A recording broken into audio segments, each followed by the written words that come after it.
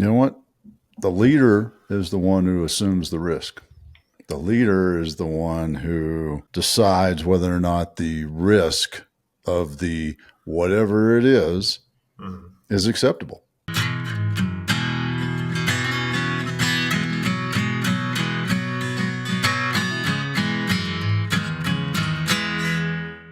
Hey, welcome to 10X Your Team with Cam and Otis and nobody else. We're a father-son leadership podcast where we talk with other lifelong learners, just us, about solving big problems and making an impact. And today we're going to make an impact.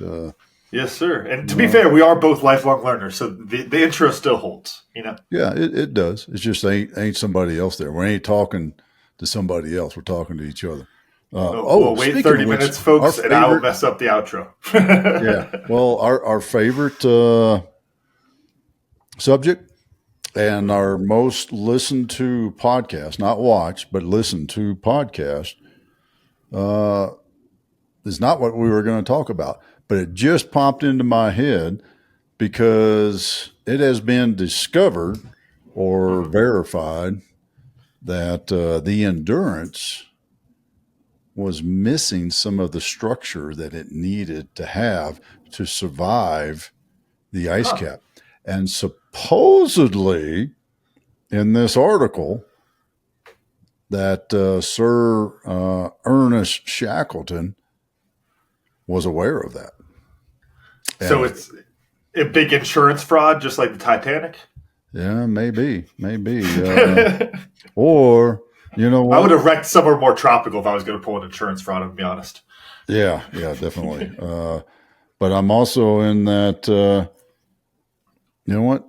The leader is the one who assumes the risk.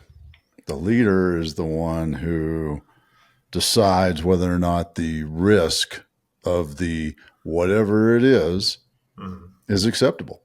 And, you know what? I have not read or seen anything about him making some excuse ever about the boat maker in, Buckingham or man, I can't think of the name of any of where the hell where's Mick when I need him? Mick or Angus when I need him? That ship making place outside of London. He didn't point no fingers. So takes ownership. Hey, that does explain why, if y'all read the book, they're chucking water out of that boat pretty early. So that might have been one of those problems. Because look, I get that you're in a pretty crappy situation out there, but I figured you could get stuck before you have to start chucking water out. You know what I mean? Yeah. There was the visual I got reading the article is. Maybe somebody cut corners and left one of those ribs out or two or three. I don't know how many ribs you put in a wooden ship that's supposed to be the strongest ever built to go to Antarctica. Well, they needed more. I'll say that. There's maybe I always put a reference couple extra 2x4s in there or something. I don't know. No kidding. I was going to reference one of my favorite shows, Futurama. They have a joke where they have a space Titanic, of course, and it has 6,000 holes, so nothing happens, and then it gets sunk, and they go, "Dang, should have had 6,001." So whatever ribs you needed one more. That's it. Yeah, who's to say I've seen some ice, and it's Mother Nature is unforgiving. And the power of that strength, if you will, the power of something as natural as ice drifting and expanding and contracting. Yeah. Throw something in there. Yeah. Well, and it got me thinking about a subject that was on my mind today, and I've seen it, and you've dealt with it too. And matter of fact, right before we hit record, you were telling me just had another no-show, and I've had a lot of no-shows in my life as a one-on-one coach, as a consultant, podcast host, rugby coach. rugby coach, sales, Steel Men Tribe facilitator. And I find it interesting. And if you're out there listening to this and you're one of those no-showers, I want you to take heed. Because I caught myself. I almost pulled up the list of no-shows, but I won't do that right now. We don't need to call them out by name. We can put that in the notes. We'll tag them. We'll tag all them MFers. Because, dude, if you don't want to do something, then say it. If it's not a priority, then let us know. If it's an afterthought, that's not a commitment. When I find it, there's a couple of things going on in my book. Of course, I always look at it as a weakness, as a personal weakness, because a personal weakness is you cannot say no to somebody and you have to hide. Miss Suzanne deals with this all the time with employees. Oh, yes, Suzanne, I would like to work 40 hours a week. And then offering them shifts, and they go, "Oh no, sorry, my right pinky toe is a little tired. I better not." Or I'm sick, and then run into them at a bar, and things like that. It is. I find it a weakness in mankind, and I say it that way, and I'm not mincing words because I'm tired of tired of the shit. Tired of the shit because I'm tired of weak people. Weak people are an impediment to the world being a better place because weak people blame others for their own faults and fail to fix themselves because it's always somebody else's fault. And they are not man enough or woman enough to fix them, to look in the mirror and say, "Yep, I suck." Oh, I can't make it today. Go ahead. And this actually goes back to, our main topic for that, talking about action. But how much of that do you think is our, not inability, but our dislike for taking imperfect action? Because I think that what this reminds me of, talking about these people no-showing and people who can't say no and they have to say yes all the time, is, there's not a dichotomy of yes or no, right? There are other answers to all of these different things we're talking about, whether it's a sales call, rugby, whatever it is. There's always a wide array of answers you can give. But for some reason, we're very uncomfortable in that middle area of these kind of like what I think you might even call like a half-ass type commitment. But I think there's something to be said for rather have a half-ass than nothing at all sometimes. We've talked about this with nonprofits. There's this issue of like, I want to donate all my money and all my time and all these things. And I like the idea of doing that, but I know I can't. And so I don't do anything. And when in reality, what we need is that kind of imperfect action in the middle there. I don't know. I'll throw that back over to you. How do you balance those two? Because when I say it's half-assing it, that doesn't sound very good. Imperfect action sounds like a really good way to rebrand half-assing. What do you think on that one, Dan? Well, I think there might be two different lines of thought here, because I think the saying one thing and then your actions doing another is a fear of hurting somebody's feelings. Mm-hmm. They don't want to upset you. They don't want to disappoint you. But the ironic thing is it's worse to do that. And then the other piece of it is, and maybe this gets more to your point of the imperfect action, is, well, I've got all these other things going on and I was just so busy I forgot. Mm-hmm. And okay, that's in my book, that's fine, but you could have told me that, 24 hours ago, mm-hmm. And to the helping a nonprofit sort of thing, and that imperfect action of, well, my $1 is not enough to make a difference, or so I'm not going to donate that $1, but that's all I can afford is $1, so I'm just not going to do it. I think that's what you're getting at, right? Yeah. Yeah, and I guess also then talking about the other examples there, how much of that then, to me at least, is the we should undersell ourselves a little bit more. We want to tell everybody that we're all in and these kind of things. Where it's like more so, it's like, hey, that's a really cool thing there. I'll see if I can make it. And I think that is a much better way of going about things. Of course, it doesn't fit into every example we're talking about. We kind of hit a wide array there intentionally, but I think that. Like I'm thinking with Engaged, right? When they were out there last Saturday, I had 4 coaches showed up that I didn't expect. I could have expected them. They all said they'd be there, or they said maybe. And I could have expected them all to be there. And I could have written them into a practice plan. And then when they didn't show up, I'd be pissed. I'd be scrambling. I'd be doing all those kind of things. Instead, I built out the practice plan with the bare minimum of who I knew would be there, and everyone else, cherry on top, right? And then it works out really well that way. I think that is a pretty good lesson for that, of just like, don't overcommit yourself to something.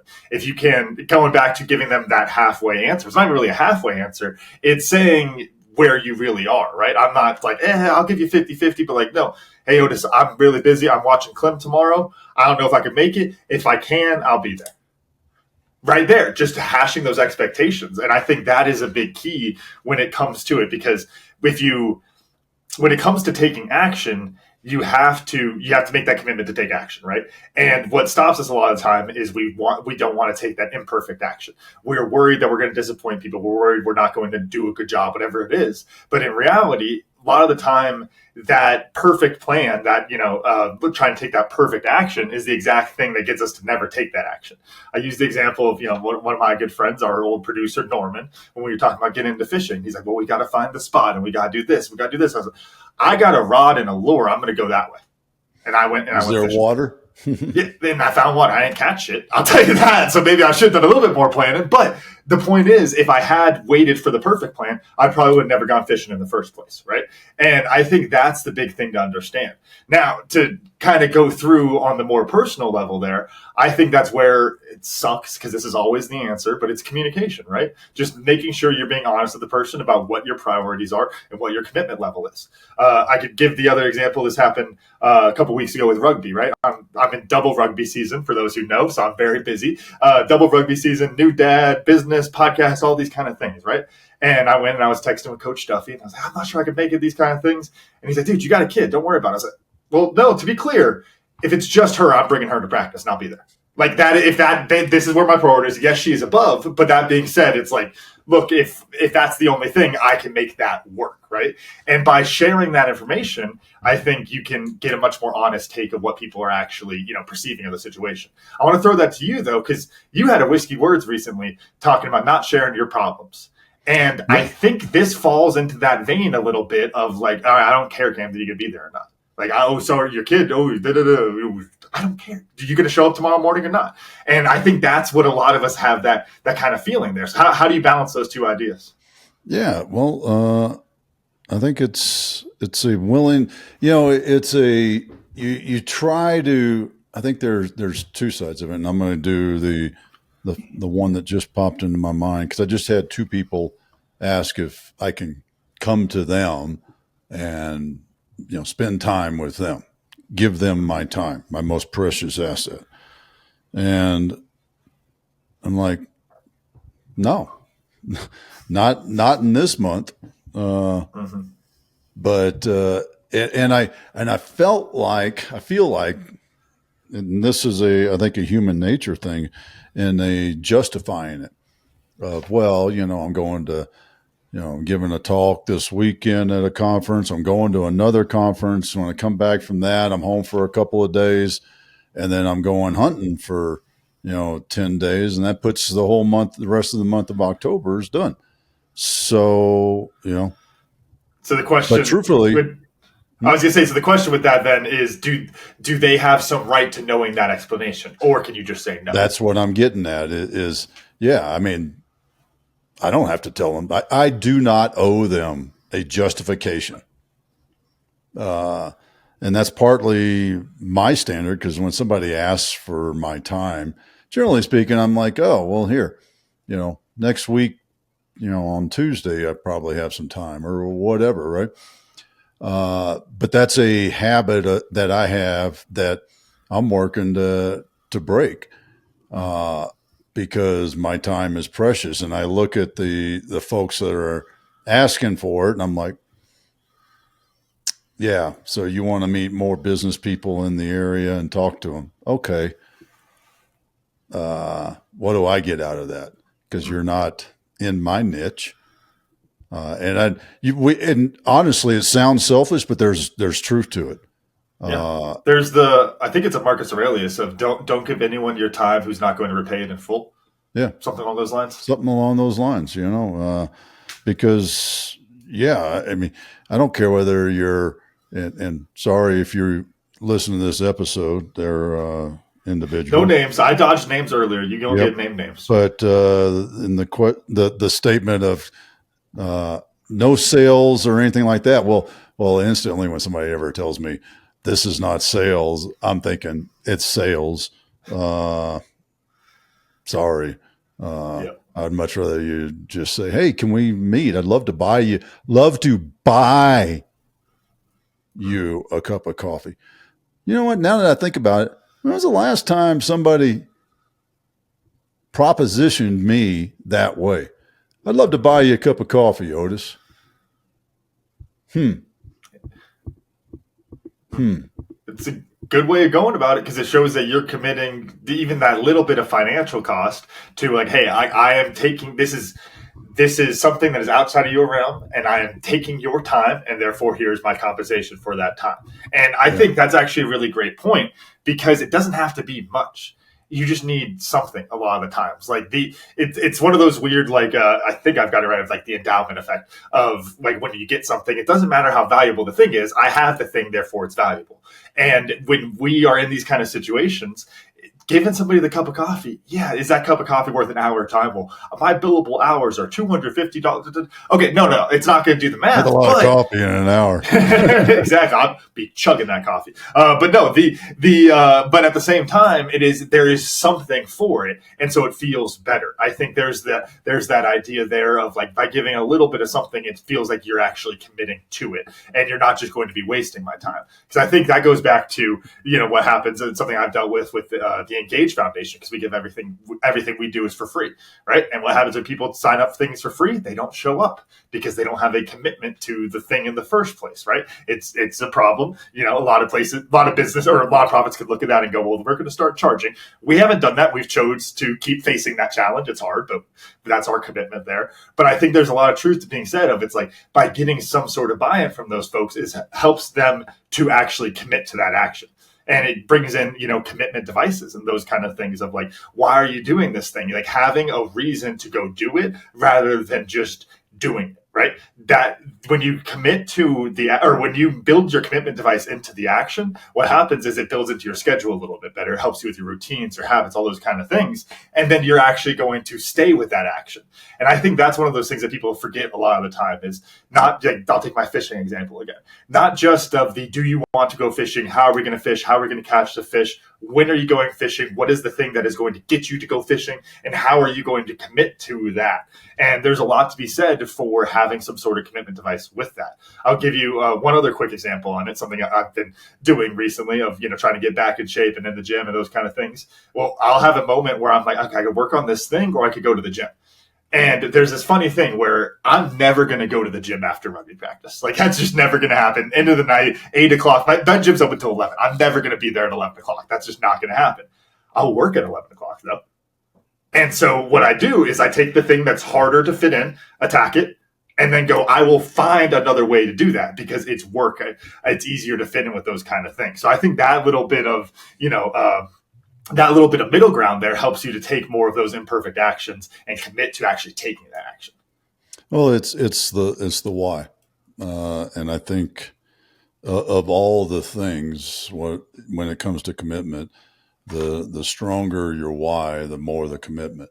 And, a lot of times, and you touched on something that with the Commit Foundation that I coach with, and similar to Engage, none of the fellows going through the Commit Foundation pay a nickel. And there was a time, I look back about 3-4 years ago, maybe Yeah, that's about right. That's about when it started to change. I could expect a 25% no-show rate, which is Damn. freaking ridiculous. But, I talk about skin in the game. And skin in the game is really translates to why. And these guys, they didn't have a true why. They didn't have a skin in the game to, a repercussion if they no showed. Now, one of the things that we did, my friends who do the intake, Megan and Reggie and Adrienne, I think that's all three of them now. If I missed you, sorry. But what they do, they've gotten much better at asking the questions to filter the people out. So it takes the burden off of somebody like me, myself and the other coaches. And truthfully, it solidifies that fellow's commitment. And it's hard to do, figure out, well, what are those questions? And of course it is imperfect, but it brings me into the thought of, somebody signing up, going through our sales funnel and signing up for a call and not showing. Well, okay. Doesn't matter how many reminders you set. If that person's not going to show, they're just not going to show, right? That's just who they are. Yeah. And I think that I was just gonna say, I think that gets to an interesting thing because it's like there is the personal, there's the personal taste, there's a personal component to all of these things. We had a conversation about this with rugby of signing a new contract for the year, and we were going to have everybody sign in, and there was a printer issue, and there was no page for them to sign. And we went, wow, like, are we okay with this? And it's like, well, here's the thing: the kid who signs that and screws it all up doesn't care that he signed it. The kid who's not going to the kid who is going to follow these rules is going to follow it whether or not they signed it. Right. And there's this kind of weird piece there, but I'll throw it to you. Then how do we filter out those folks? Because it's hard, just like I was saying with the half-assed folks and those kind of things. Like, we can't just cut them all off hard. We might not want them on our bus, but it doesn't mean they can't come to the game or whatever. Yeah, follow us behind in their car, whatever it is. Fix the analogy there. But the idea is like, we can't just completely cut those folks out. So what can we do as leaders to help them to commit to their actions, to buy in with that? Yeah, I think it's that's a good question because there is no simple answer. I don't think I don't know of it off the top of my head because I can even think of the Steel Men tribe and the number of calls I've had with people, and these are all ones that have shown up. But then they're like, "Yeah, this is really great. I love what you're doing, but I can't do it now." And I'm thinking, then why'd you want to have a call now? If you can't do it now, what were you expecting to get from the call? I mean, hopefully they still walked away with something.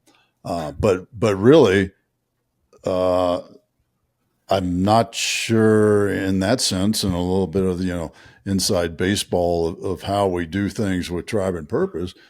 But it's like, well, if you scheduled something, you're committing your time. Doesn't it mean something to you? Why would you commit that time in the first place if you're not ready to move forward? And I got an idea. I got a theory here. It's that I was talking about working at 11 o'clock and those kind of late night things. It's oh crap, it's 10 o'clock, I'm going to change my life type attitude. And I'm using that as the example, folks, but you can extrapolate it. But I'm there and it's 10 o'clock at night. My head's hitting the pillow and I'm like, well, tomorrow morning, I'm going to wake up at 5 a.m.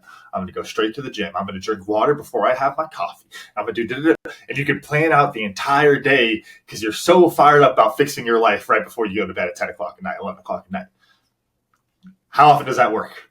Very, very, very rarely. I'm sure there's somebody out there, write us in, leave it in the comments that you've actually successfully done that. I know I have those thoughts all the time and never do it. And what it is because it's the difference. Oh, here we go. It's the thinker versus the doer. So the thinker in that time, you are maximizing. And folks, there's a whole episode where I nerd out on this, right? Go back in the early hundreds, somewhere in there. But the thinker, you are trying to maximize your utility in the long run. So you look at that next morning and you say, if I wake up early and I do X, Y, Z, then I'm going to have more utility in the long run. I will live longer. I will be more successful. All these kind of things, right? Maximize the utility in the long run. Then comes the time where they have the doer and they are supposed to get on the call. And the doer's job is to maximize utility in the short run, maximize utility in a 24-hour span. Well, I would probably get more utility today out of not going on the call with you and going out to eat or whatever it is. I don't know what people's alternatives are, or working on my current business or whatever it is, right? Putting out those fires, those kind of things. That gives you your short-term utility. And then as soon as that thinker starts to come back up, the thinker starts to take control again. What do you go? Dang, I probably should have been on that call. The next month we could do it, those kind of things. And the trick there is you have to connect the thinker and the doer. And the secret to that is exactly what you were talking about, which is the why. You have to give the doer a strong enough why, a strong enough sense of purpose, so that utility they get from it is more valuable. And to give, I think, a real easy picture for the listeners and viewers out there who thinking about this. So the doer wants to eat the fast food. The thinker wants to eat healthy, right?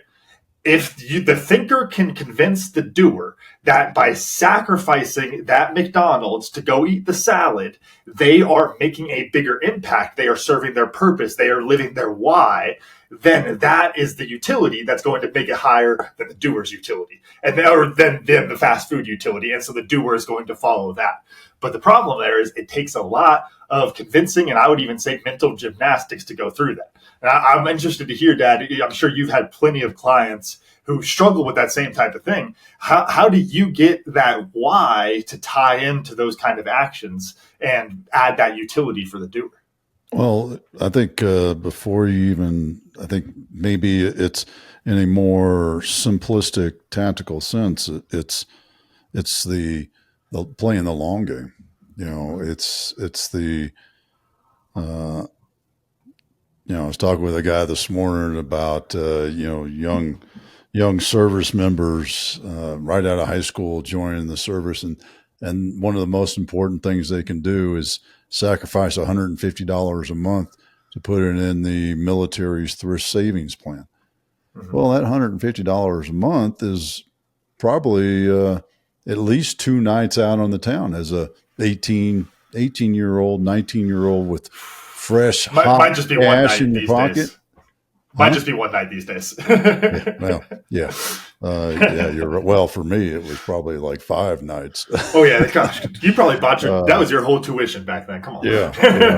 But it's if you can't see the long game benefit, which that's the simple way of putting it. But the long game, in order to believe the long game benefit, you have to have the why. And I think that's, it does come back to the why. Well, why would I sacrifice $150 a month at 18 years old? And there's some guy out there named Liam that'll show you the math on compound interest and, monthly, blah, blah, blah, all that crap, and show you that, when you turn 60, you're going to be a multimillionaire because you saved $150 a month for 42 years. Well, I can tell you this, at 18 years old, mm-hmm. you ain't thinking about being 60. You ain't thinking about dying either because you're immortal at that age. But you definitely ain't thinking about retirement and setting money aside. That's a rare person. There are people out there. Way too abstract.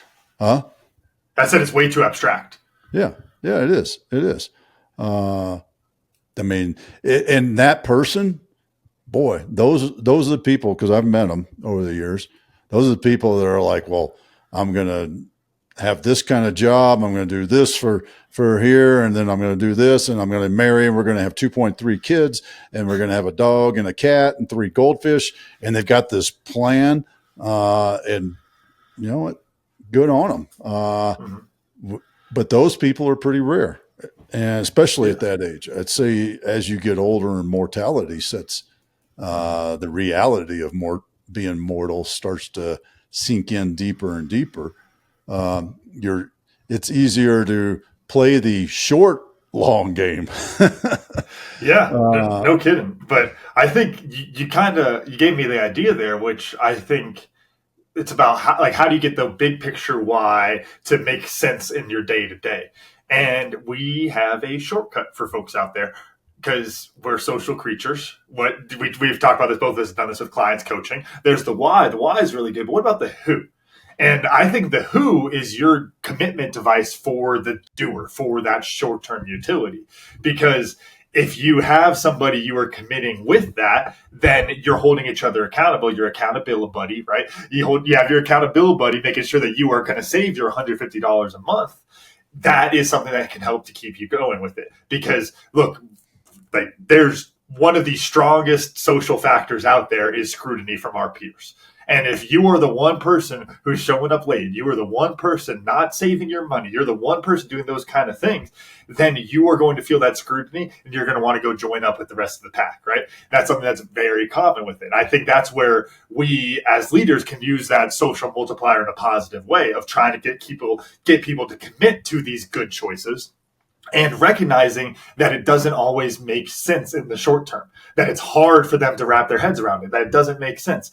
But you know what? That's our job to make things easier. It kind of goes to the, Richard Thaler, the behavioral economist, will talk about like nudges, right? And these kind of things where it's like you just have one little thing that can nudge somebody in the right direction. And then that can make a big lasting impact of, opt in versus opt out when it comes to healthcare things. So like all these types of stuff. One of my favorite examples from his book is a savings increase every year, that if you have to opt in, then it was like 15% of people did it. And when you had to opt out, 95% of people did it. Well, there you go. Now that 95% of people are saving their money, they're moving forward, right? That's an example of a nudge, not so much that like social effect there, but it really is, I think, what I'm trying to paint with that is we have all of these different levers where we have our weird little lizard brain and caveman brain and all those things layered on top of each other. And you have to understand what you're dealing with there in order to try to build in those commitment devices and get yourself actually moving forward with these. Because if you just keep treating them as, because we didn't use this word yet, but everything we were talking about, that's a want to want. I like the idea of fixing my business, so I'm going to call Camden for leadership coaching. I like the idea of it. If I actually wanted to do it, I would have shown up for the call, right? Hey, I like the idea of having a group of men who support me and lead with strength and empathy. If I really liked it, I would have gone on a call with Otis, right? All of these kind of things are really true. But the trick is that want to want, that's still something up here. You got to figure out how to move that into the want and use those commitment devices to get moving forward so you can actually take the action towards it. Yeah. That's a great way of doing it. And I just had an algebra thought as part of my what I learned, and that is A plus W equals C. And that's define those terms. Accountability plus commitment, or I'm sorry, accountability plus Y equals commitment. I mean, and for most people, those are the two things that get you to commit to something. You're accountable to somebody, and you got a why. Now we could play with the numbers, and right now I'm making them even, but it may need to be like A plus 2W equals C. Because you got to have enough why. But then again, if you really care about that person that you're accountable to, then it evens out with the why, because your why may not be that strong initially, but you know what? I don't want to let Camden down. So how many husbands have done something stupid they don't believe in because it makes their wife happy? Yeah. So we'll figure out those ratios there. Yep. Cam, how about you? What'd you learn? I think for me, it's what we were talking about there at the end, the who and how important the who is, and you having those people to help push you towards it. And to that point, we were talking earlier about like the don't share your problems, don't share your reasons, and recognizing that you should share them with the right people. And sharing that why with the right person is going to help to hold you accountable. They might not even be doing the same thing, but by sharing that why and kind of speaking it out into the world, not on that manifestation crap that people think magically changes in the life, but just in the really like, I said this, so it is a thing that I have said and I'm committing to my word. There's something really powerful to be with that. Awesome. And if you want to make a difference in your life, whether it's through your business or personally, go to 10xyourteam.net and schedule a call, and we will help you and show up for the goddamn call. I almost said a couple of other curse words that I'm thinking. And you know what? If you're going to be a P word, don't bother me. I don't care. When you're ready to commit, take action, move forward in your life to make your life better and make a bigger impact in the world, make the world a better place for all of us, then take some time. And I'll be happy, and so will Camden, happy to share our time with you to help you do that. But as long as you're just running around sucking oxygen, don't bother me. I'm sitting here looking at a couple of emails I drafted up that thinking about saying, and I'm usually a very positive. I want to help you, but you know what? I can't help you until you're ready to be helped. We can't make your business grow and scale and create more revenue and build a better culture unless you're committed to doing that yourself. So, yes, sir. Camden, run us out. All right. Thank y'all for listening to today's episode of 10X Your Team with Cam and Otis. Remember, you can watch full episodes of the show on YouTube at 10X Your Team. And if you enjoyed today's episode, please make sure to pass it along to other lifelong learners in your tribes that they can enjoy it too. Follow us on Facebook, Instagram, and LinkedIn. As always, that full archive of episodes available at www.10xyourteam.net. Thanks again. We'll see y'all next time.